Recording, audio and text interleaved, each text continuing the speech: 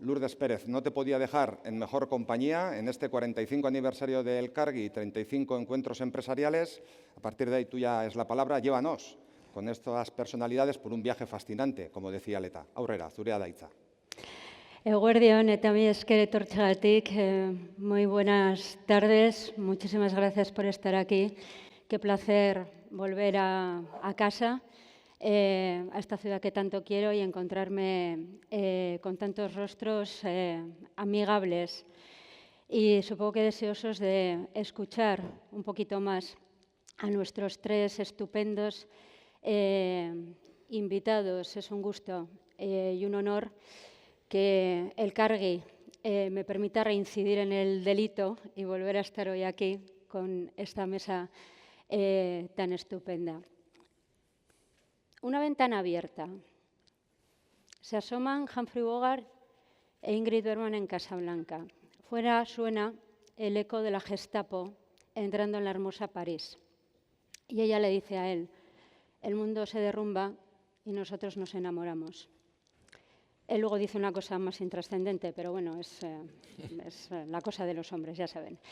El mundo se hunde y en Europa estamos todavía tan enamorados de nosotros mismos que no nos vamos a levantar aunque nos despertemos, que no vamos a ver en la llegada de Donald Trump al poder una oportunidad que nos permita levantarnos definitivamente. ¿Por qué Europa está tan anclada en eso de las crisis nos vienen bien y es cuando avanzamos y alguna vez no nos adelantamos a las crisis y cogemos las banderas, las potencialidades que tenemos?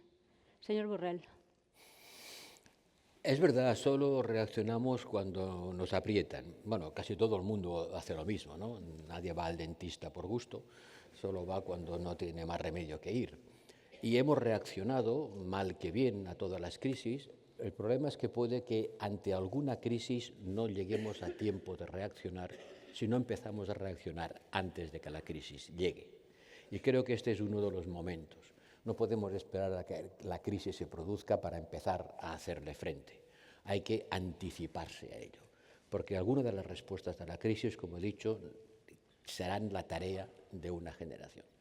Pero para poner una nota positiva, Europa es aquel lugar del mundo que mejor combina la libertad política, el progreso económico y la cohesión social, que son las tres cosas que una sociedad tiene que tener para ser un puesto donde se viva bien: libertad política, cohesión económica, cohesión social y progreso económico.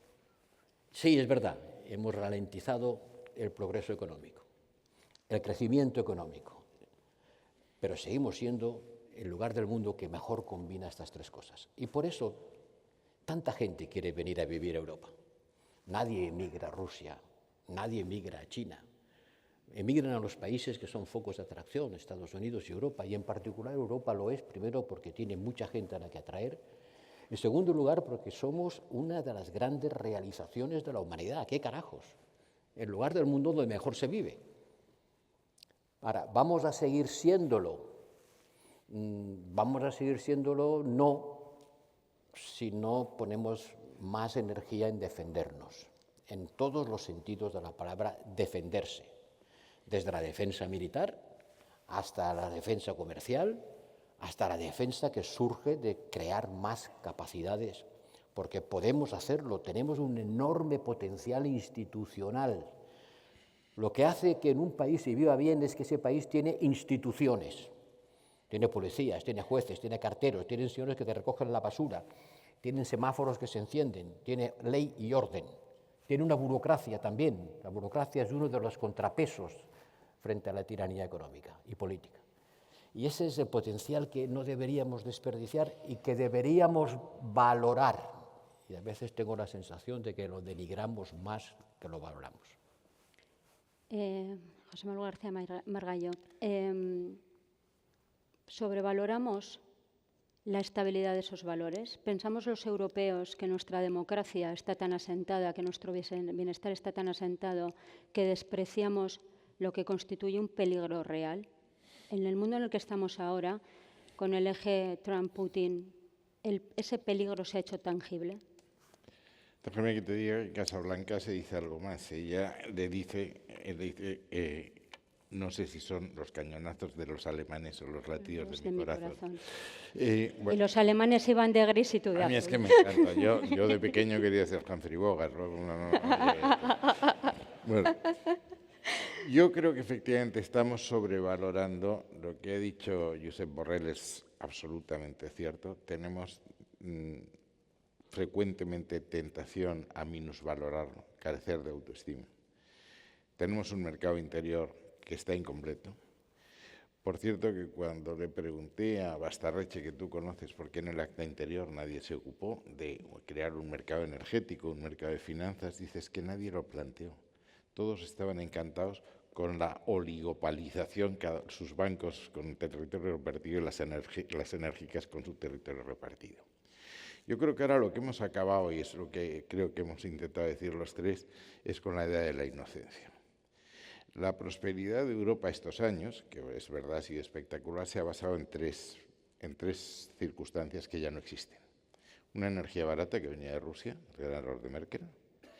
La convicción de que China podía absorber absolutamente todo lo que le echemos. Ellos tienen ya un programa que es Made in China, que es sustituir importaciones por producción nacional, sobre todo en aquellos sectores que tienen que ser autosuficientes. Y el tercer punto que ha dicho Josep, la delegación de la seguridad en los Estados Unidos. Todo eso ha desaparecido. Entonces tenemos que imaginar un futuro nuevo. Y tenemos, insisto, grandes ventajas. Mercado interior, un modelo social que responde mucho más a lo que es la civilización occidental. Nosotros no somos un modelo liberal puro. Es decir, creemos que un mercado tiene que tener unas reglas que lo controlen para que funcione de verdad y no acaben las grandes corporaciones con la competencia y en concentraciones de poder económico que acaban también en concentraciones de poder político. Una de las buenas noticias de esta mañana es que los grandes financieros que estaban todos en la toma de posesión de Trump se han dedicado palabras muy amables, o sea, más que ha dicho que Navarro tenía la inteligencia de un ladrillo y el otro le ha dicho aproximadamente que no es un fabricante sino un ensamblador de coches. Bueno, la cosa empieza a funcionar y yo creo que lo único que le puede parar a Trump es la realidad. Yo creo que eso es lo que tenemos que contar y tenemos la hoja de ruta, tenemos el informe Draghi y el informe Letta. Entonces termino con una frase que a mí me gusta mucho, que la dijo Juncker, al que tú y yo conocemos. Juncker dijo, sabemos lo que hay que hacer. Lo que no sabemos es lo que hay que hacer para que nos voten después de haber hecho lo que había que hacer.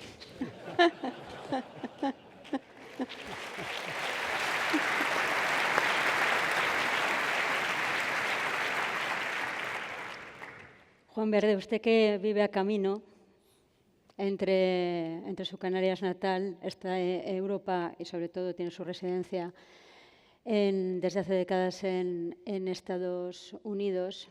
Usted que estuvo en la campaña de los demócratas, ¿cómo se combate a alguien como Donald Trump? ¿Cómo se combate a alguien al que todas las noches, los de la prensa lo sabemos bien, nos tenemos que asomar y para el que la impredecibilidad es una forma de ADN, ¿no? Es una manera de comportamiento. Esta Europa que tiene potencialidades, pero que está en la trinchera, que todo está tan burocratizado que mover una hoja de papel supone consultar a 27 estados, lo contaba Enrico Letta en la estupenda entrevista de Zenón. ¿Eso cómo se conjuga? ¿Cómo un europeo puede responder a alguien como Donald Trump? Y casi me atrevería a decir como un norteamericano, como un estadounidense demócrata puede responder a alguien como Donald Trump. Pues me temo que no tengo buenas noticias. Estados Unidos está en estos momentos sin ningún tipo de oposición. El Partido Republicano controla el Senado, el Congreso, la Corte Suprema y la Casa Blanca. Y aparte de eso, lo que estamos viendo en tan solo 3 meses, menos de 3 meses, por amor de Dios, 2 meses y medio, es un deterioro de los valores democráticos del país. Tenemos que aguantar 3 años más. La pregunta que me hago es si dudo que vayamos a una autocracia o dictadura en Estados Unidos, pero sí creo que se están creando las condiciones para que ningún demócrata pueda ganar en las próximas elecciones. En cuanto a la definición, por ejemplo, de los distritos electorales, que están con un bisturí definiéndolos los jueces puestos por el presidente Trump. Pero, sin embargo, la buena noticia de todo esto es que Donald Trump gana con 52% del voto popular. Hay 48% de los norteamericanos que no comulgan con sus ideas y que creo que cada vez van a ser más los que van a ver con muchísima preocupación lo que está pasando.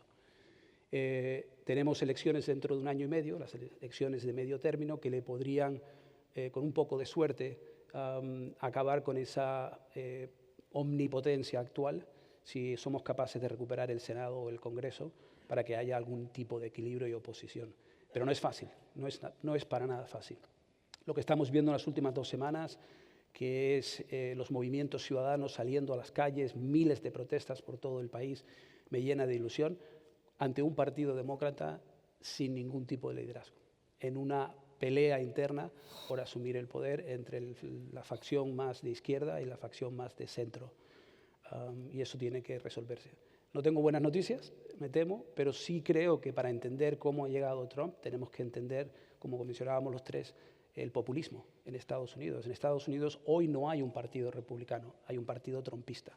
Y ni siquiera hay oposición dentro del Partido Republicano. Los pocos que se atrevieron a levantar la mano les cortaron la cabeza.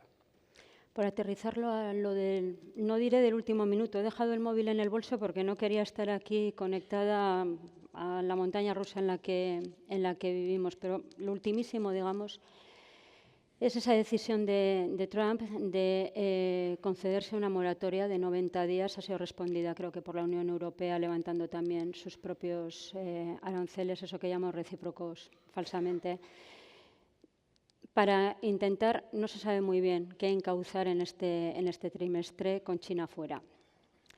Esta es para los tres, como les decía.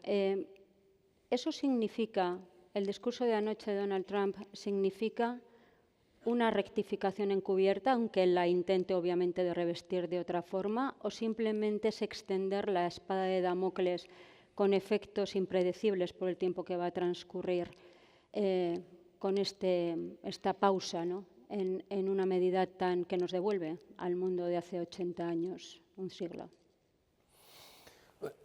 Yo creo que, vamos a ver, lo que nos venden, la explicación que da, es que todo estaba programado y preparado, que todo era una estrategia ultra inteligente para conseguir que todo el mundo fuese a ofrecer al emperador presentes y a pedir clemencia.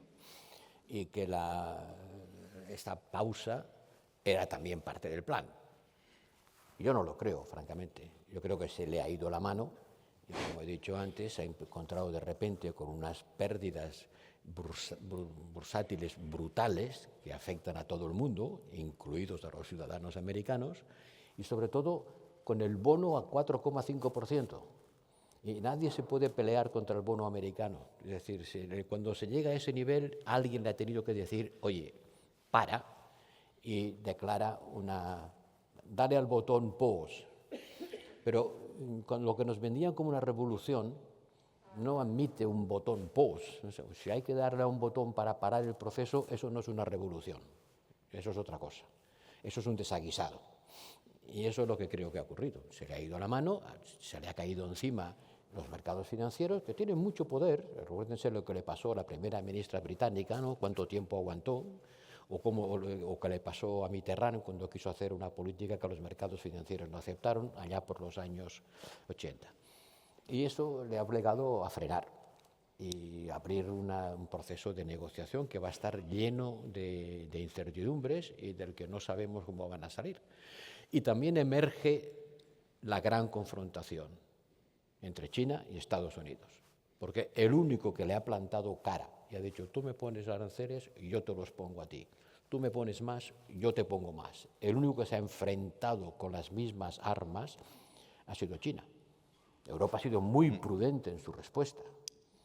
Hemos tomado medidas que afectan a una base mucho más pequeña, unos 30.000 millones de dólares de importaciones americanas, y además de una forma gradual, plazo a plazo, respetando las normas de la OMC.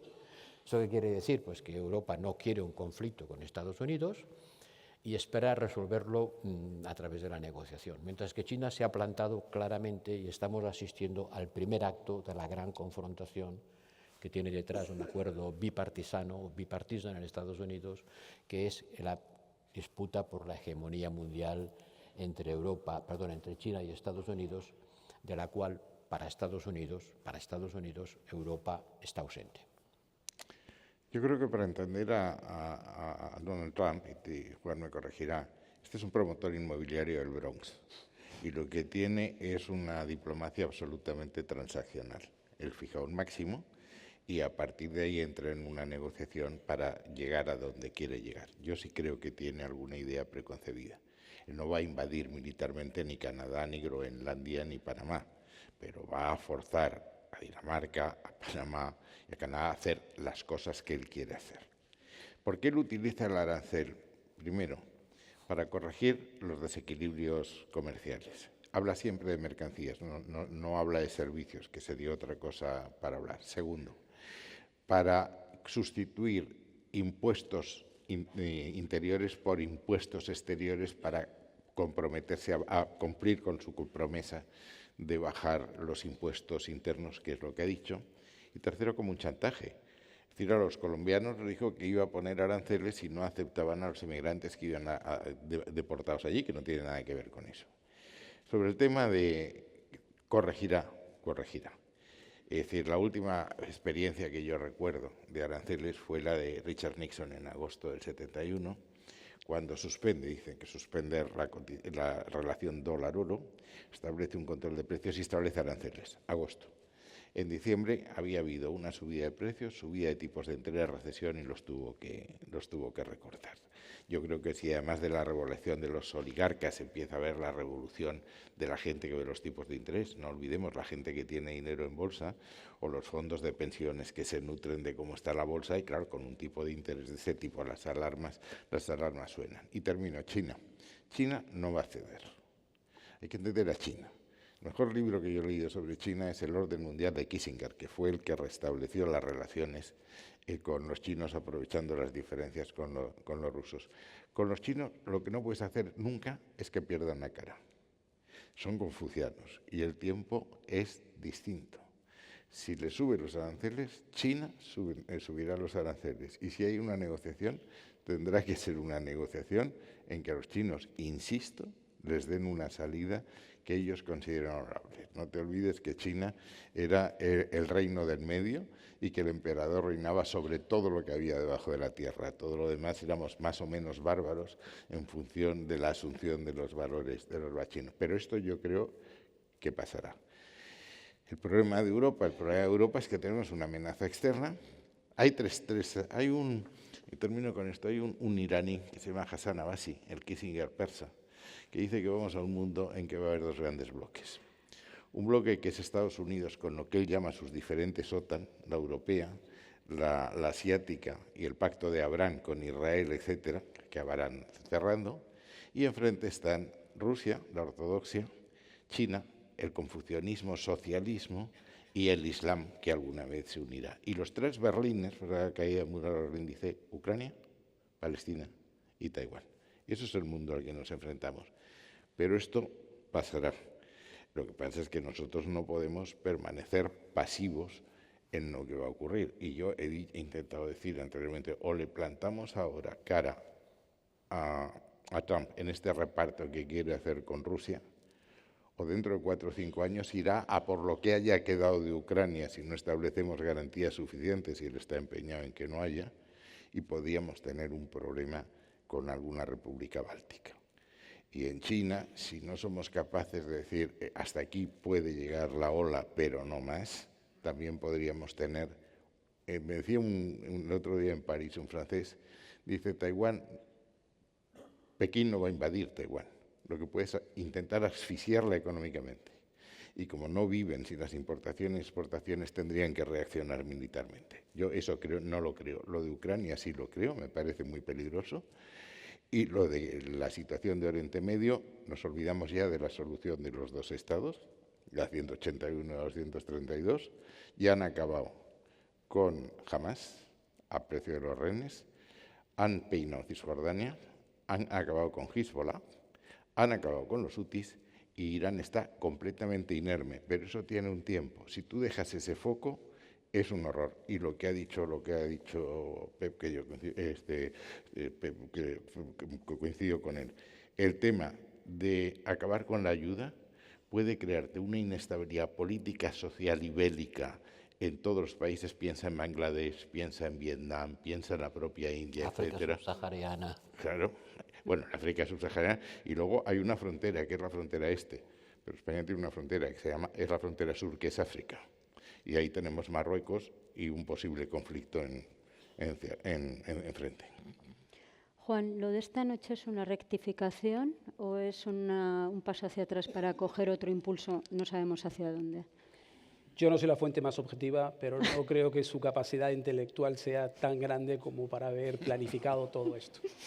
Creo que desde el Partido Demócrata pensábamos que había una serie de líneas rojas que no se atrevería jamás a cruzar y las cruzó todas.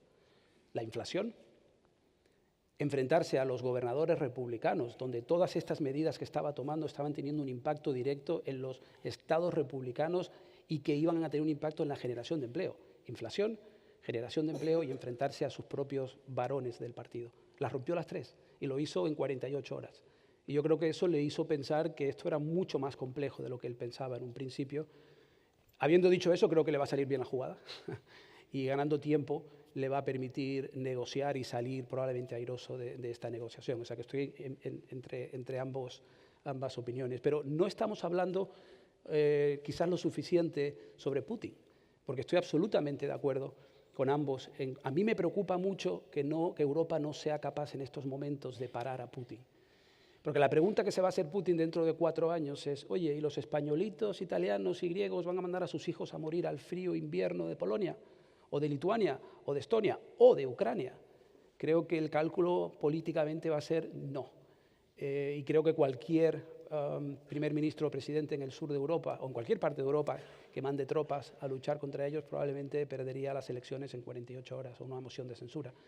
Y sin embargo, yo veo el momento actual muy similar a los años 30 y eso me preocupa.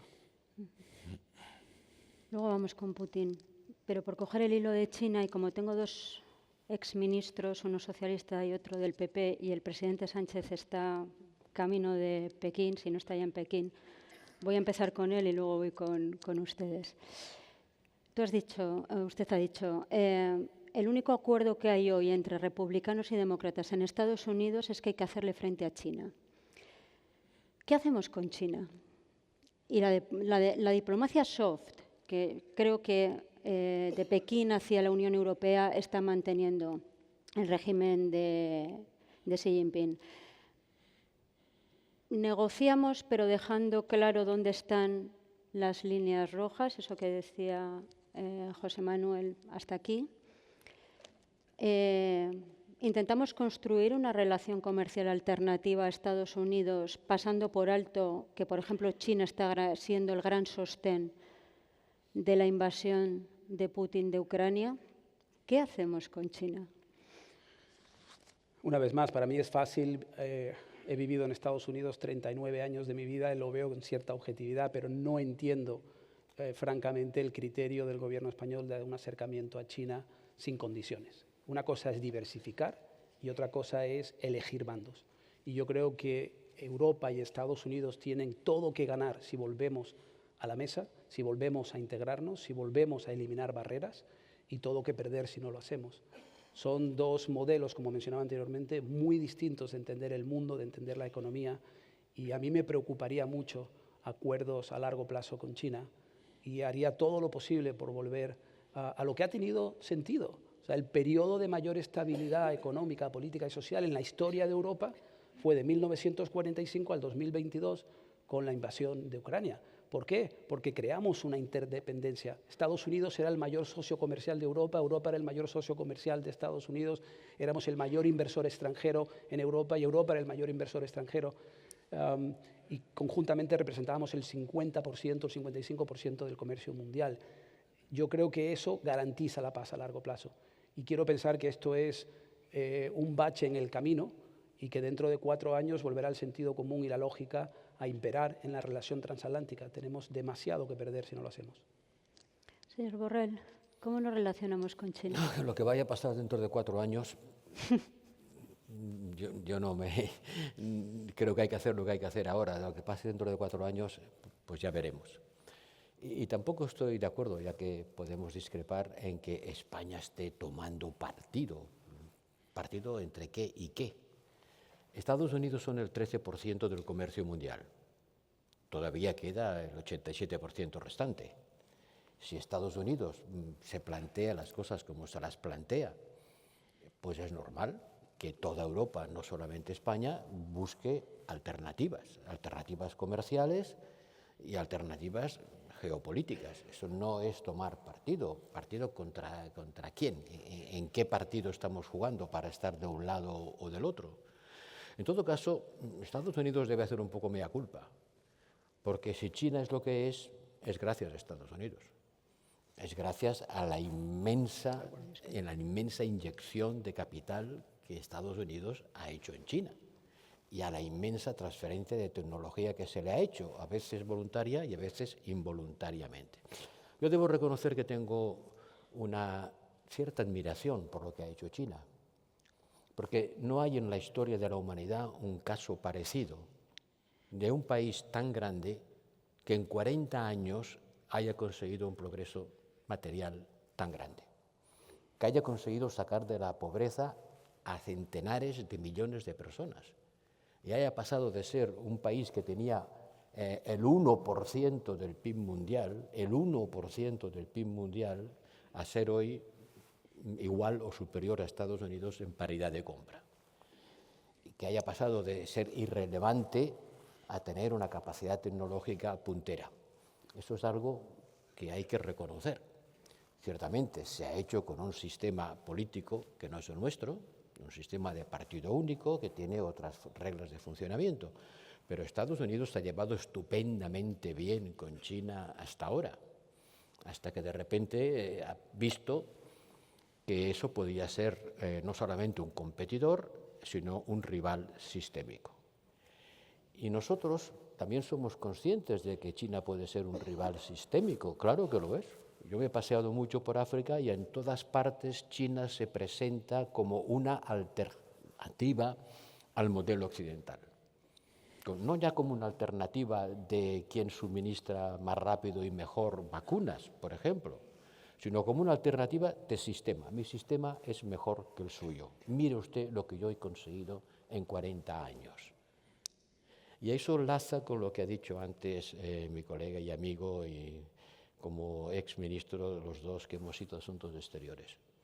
Si es verdad que sabemos lo que hay que hacer, pero no lo podemos hacer porque si lo hacemos perdemos elecciones, y ganar las elecciones es el primer objetivo de cualquiera que esté en la liza política, entonces tenemos un grave problema de sistema. Porque si lo que hay que hacer no se puede hacer porque no somos capaces de convencer a la gente de que hay que hacerlo, y no lo hacemos por temor a perder las elecciones, entonces nuestro sistema político no es capaz de dar una respuesta a los retos de nuestro tiempo. No sé si me explico.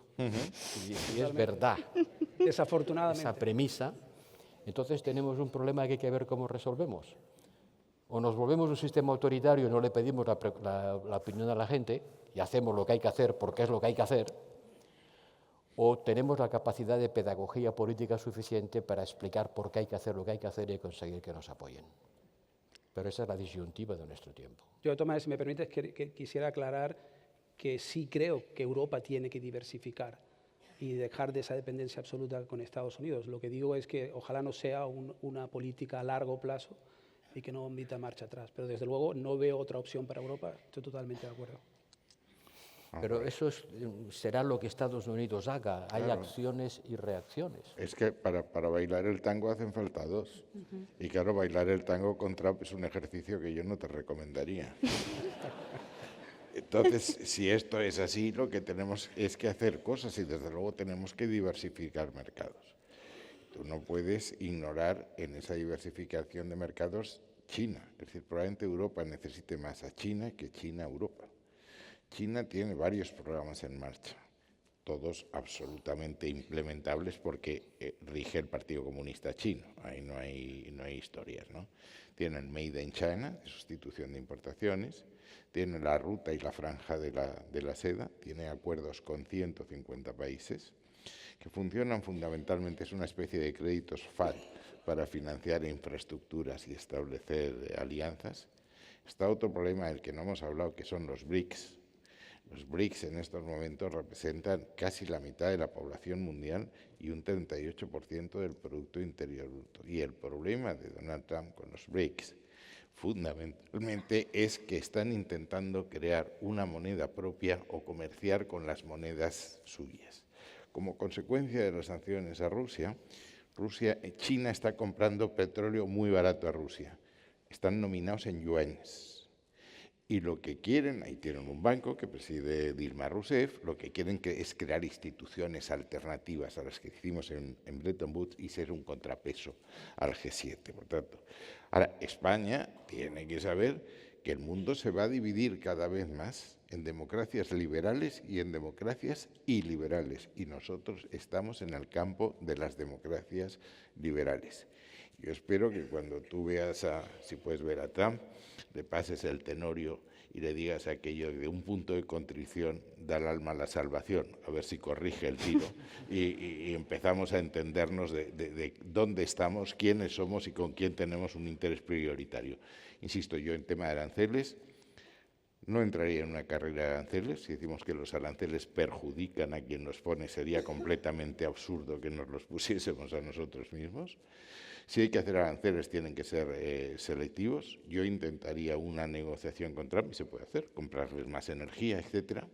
Les amenizaría con lo que es su verdadero problema, que son las tecnológicas. Es decir, oiga, vamos a regular esto de verdad y las grandes que a ustedes le sostienen le van a poner.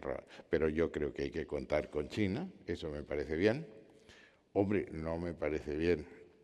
Y no quiero introducir discrepancias políticas aquí, mucho más con mi amigo Borrell presente, pero decir la declaración anterior del presidente Sánchez de que no había que poner aranceles a los coches eléctricos chinos me pareció una barbaridad, porque a medida que nos metan Estados Unidos los van a meter aquí. Si ya meten más que los que tenemos, en los que nos han metido ya, y no podemos tampoco fabricar coches con energías fósiles, no sé qué vamos a fabricar.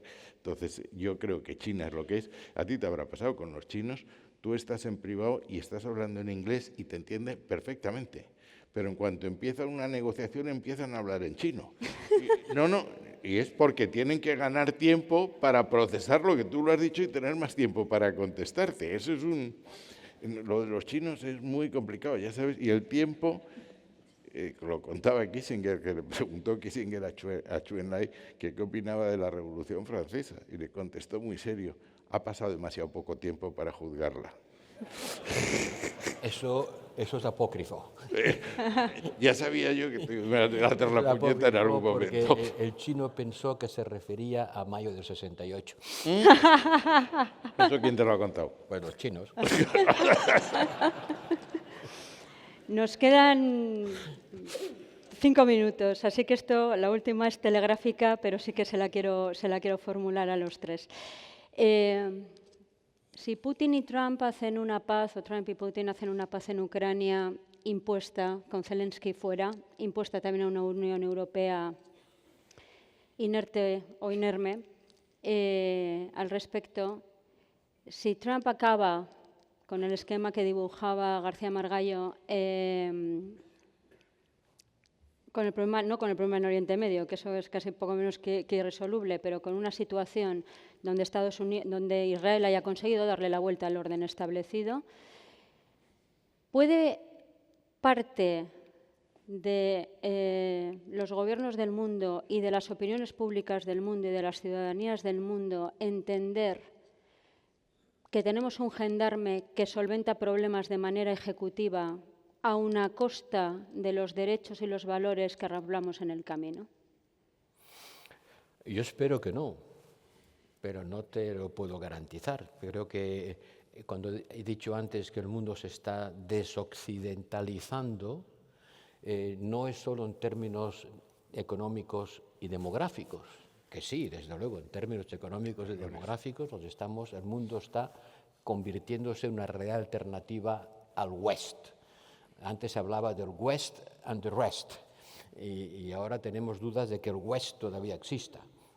Es más que eso, es un problema de valores, es un problema de qué manera organizas la vida, y la verdadera competencia va a ser sobre eso. En eso estoy de acuerdo con mi amigo. La verdadera competencia va a ser sobre las formas de organización política. Y a mí, un chino listo me dijo un día: oiga, ¿está usted seguro que un sistema que permite que un personaje como Trump llegue a ser presidente de Estados Unidos es un buen sistema? Es una pregunta relevante. Sí. Yo creo que es posible que vayamos a un mundo multipolar con tres polos fundamentales: Estados Unidos, Rusia y China, cada uno con sus zonas de influencia. Un poco lo que se hizo el Congreso de Viena, y que se entiendan entre ellos. En el fondo, en la Guerra Fría había dos polos que también se entendían entre ellos, y no hubo jamás una conflagración entre ellos, y hubo acuerdos importantes de desarme en materia de misiles de rango intermedio, etc. Y si eso es así, el problema es dónde queda Unión Europea. Es decir, Putin dice: yo tengo que tener Ucrania porque soy un Estado civilizacional, y Ucrania pertenece a la esfera de influencia. Trump dice, doctrina Monroe: oiga, esto es América. Entonces Groenlandia, Panamá y Canadá entran en mi esfera de influencia. Y China tiene una esfera de influencia de sus amigos propios. Ellos han deslocalizado mucha producción a Vietnam, por ejemplo. Entonces, y tienen los BRICS. Entonces, ¿dónde queda la Unión Europea? Ese es el problema, creo yo. ¿No te parece? Pues hay que procurar estar en la mesa, porque si no estás en la mesa, estás en el menú. Ya. Ya. Sí. Y el menú es la tabla de Trump del otro día. Creo que desafortunadamente, creo que la era del multilateralismo ha muerto y no va a volver. Vamos a una diplomacia principalmente bilateral o como mucho regional, y desafortunadamente ese nuevo orden mundial es transaccional y oportunista, desafortunadamente. El sistema norteamericano permite que pueda aparecer un Donald Trump, pero también puede permitir que aparezca un Obama que se enfrentaba a Hillary Clinton, porque es un sistema, creo, todavía meritocrático, que respeta los valores de la democracia. Espero que dentro de 4 años sigan estando ahí todavía. Mi escena favorita de Casablanca es cuando Víctor Laszlo se levanta y, ante los cánticos de los nazis, no quisiera establecer una simetría que, por fortuna, al menos hoy es exagerada, pero se levanta y lleva a todo el café de Ric a cantar la marsellesa para anular los cánticos de los nazis. Creo que estos señores hoy han entonado la defensa de los valores de la marsellesa. Espero que lo hayan disfrutado tanto como yo. Muchísimas gracias.